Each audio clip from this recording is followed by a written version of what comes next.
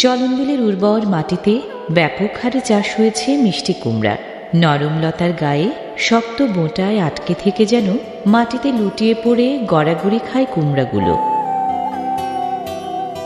জৈব পদার্থ সমৃদ্ধ দোআঁশ বা এঁটেল দোআঁশ মাটি কুমড়া চাষাবাদের জন্য উপযোগী। এখানকার মাটি উপযুক্ত হওয়ায় দারুণ ফলন এসেছে কুমড়ার।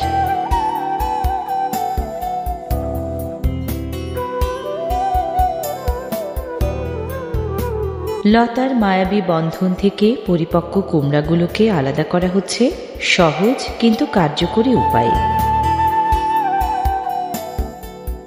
ক্ষেত ছেড়ে যেতে প্রস্তুত তারা।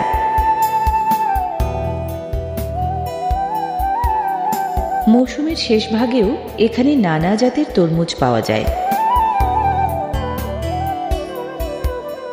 কুমড়া ও তরমুজের পর এ মৌসুমে চলনবিলের সবচেয়ে বেশি চাষ হওয়া আরেকটি ফসল হল বাঙ্গি। একে কেউ কেউ খরমুজ, কাঁকুর বা ফুটি নামেও চেনেন। এর বৈজ্ঞানিক নাম কিউকামিস মেলো এবং ইংরেজি নাম মাস্কমেলন।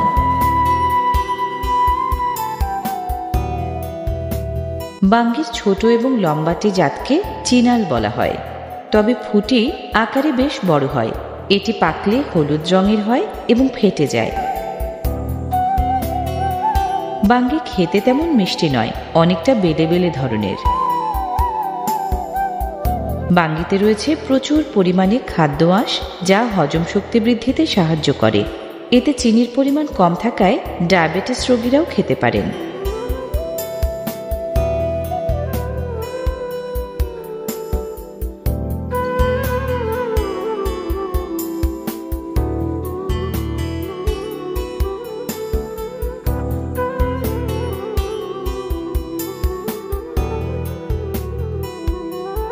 মাঠে উৎপাদিত তরমুজ, কুমড়া, বাঙ্গি প্রভৃতি ফসল কৃষকরা সরাসরি নিজেরাই বিক্রি করেন এখানে।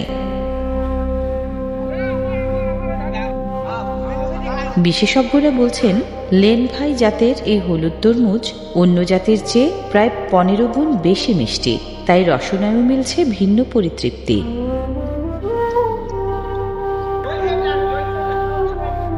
গোলাকার চ্যাপ্টা আকৃতির হাইব্রিড জাতের এই মিষ্টি কুমড়ার বাম্পার ফলন হয় চলনবিলের এ অঞ্চলে। পাইকারি দরে প্রতি পিস কুমড়া 20 থেকে 40 টাকায় বিক্রি হয়।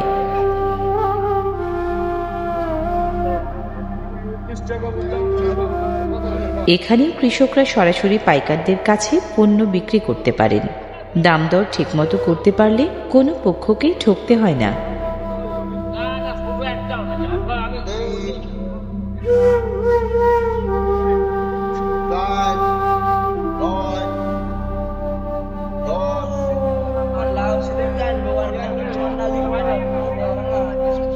এসব কুমড়ার ভেতরের অংশ আকর্ষণীয় গাঢ় কমলা রং ও মিষ্টতা সম্পন্ন।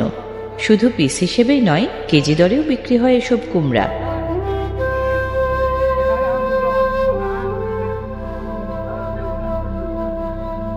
নির্দিষ্ট গন্তব্যে নেওয়ার আগে দূর দূরান্তের পাইকাররা হাট ঘুরে কৃষকদের কাছ থেকে কুমড়া কিনে নির্দিষ্ট একটি স্থানে স্তূপ করে রাখেন। নানারকম পুষ্টি ও খাদ্যগুণে ভরপুর এই মিষ্টি কুমড়া সব বয়সী, সব শ্রেণীর মানুষের পছন্দের একটি খাবার।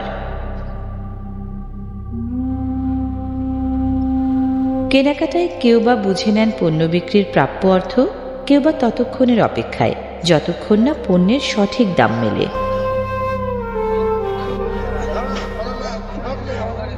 বছর জুড়ে কেনাবেচা সংক্রান্ত দুর্দান্ত ব্যস্ততা সবার। ক্রয়কৃত কুমড়াগুলো বস্তাবন্দি করে ফেলা হয় দ্রুত হাতে। লালচে নেট বস্তার ফাটকে আটক হয়ে এসব কুমড়া চলে যাবে রাজধানী সহ বিভিন্ন হাট ও বাজারে। কিছুক্ষণ আগে তুলে আনা তরমুজের গায়ে যেন মুক্ত ঝরানো শিশির বিন্দুর পরশ রেখে গেছে বৃষ্টি।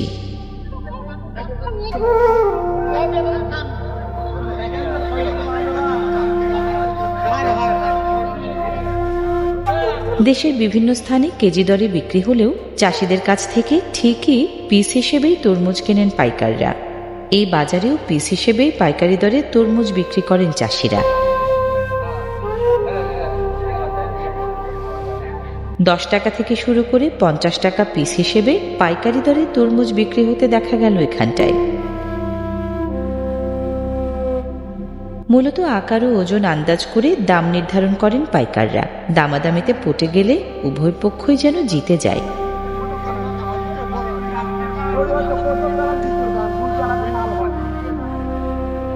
হাটের এক পাশটা যেমন কুমড়ার দখলে, তেমনি আরেকটি পাশ যেন করায়ত্ত করেছে তরমুজ। বেচা বিক্রি তো কতই হয়, নিজেরাও না হয় একটু আস্বাদন করা যাক তরমুজের স্বাদ। এই ফলে রয়েছে নানা ধরনের রোগ প্রতিরোধ ক্ষমতা, পর্যাপ্ত ভিটামিন এ, সি, পটাশিয়াম, আঁশ ও ভিটামিন B6 এর চমৎকার উৎস তরমুজ। এতে আছে প্রচুর অ্যান্টিঅক্সিডেন্ট। ফলটি মানব মস্তিষ্ক সচল রাখতে গুরুত্বপূর্ণ ভূমিকা রাখে। কেনাকাটা শেষ, দাম চুকানোর পালা সাঙ্গ হলে কৃষকের পণ্য হয়ে যায় ক্রেতার। ক্রয়কৃত পণ্য নিজ গন্তব্যে নিয়ে যাওয়ার সময় এখন।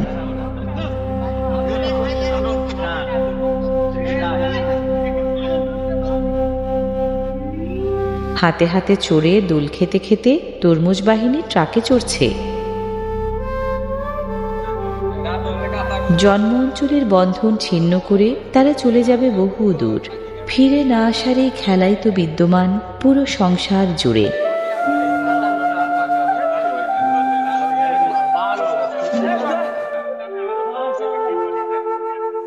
ভ্যানে চড়ে বাজারে প্রবেশের সাথে সাথেই ক্রেতার নজরে পড়েছে টুকরি ভরা ফলগুলো। দরদামের পালা শুরুর আগে দক্ষ হাতে একটু যাচাই বাছাই না হলে চলবে কেন, সেই পর্বই যেন শুরু হতে চলেছে।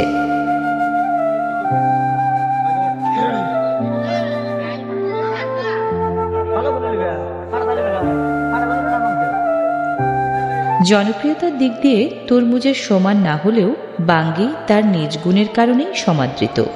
যারা এর গুণের খবর রাখেন তারা ঠিকই জহুরি চোখে রত্ন চিনে নেন।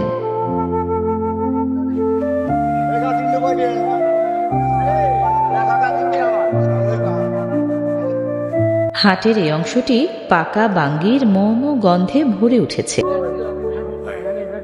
কুমড়া বা তরমুজের মতো শক্ত খোসার আবরণ না হওয়ায় বাঙ্গি পরিবহনে বেশ সাবধানতা অবলম্বন করতে হয়। বেশ স্পর্শকাতর হওয়ায় তুলনামূলক কাঁচা ও পরিপূর্ণ পাকা বাঙ্গি সামঞ্জস্য করে সাজাতে হয়। এ ব্যাপারে তারা বেশ অভিজ্ঞ।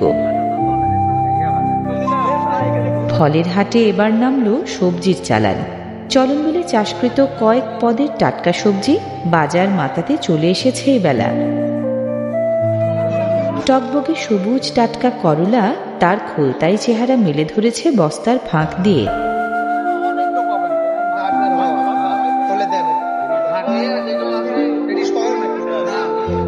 ঝিঙ্গার ধুন্দলও নিজেদের রূপের ডালে খুলে বসেছে।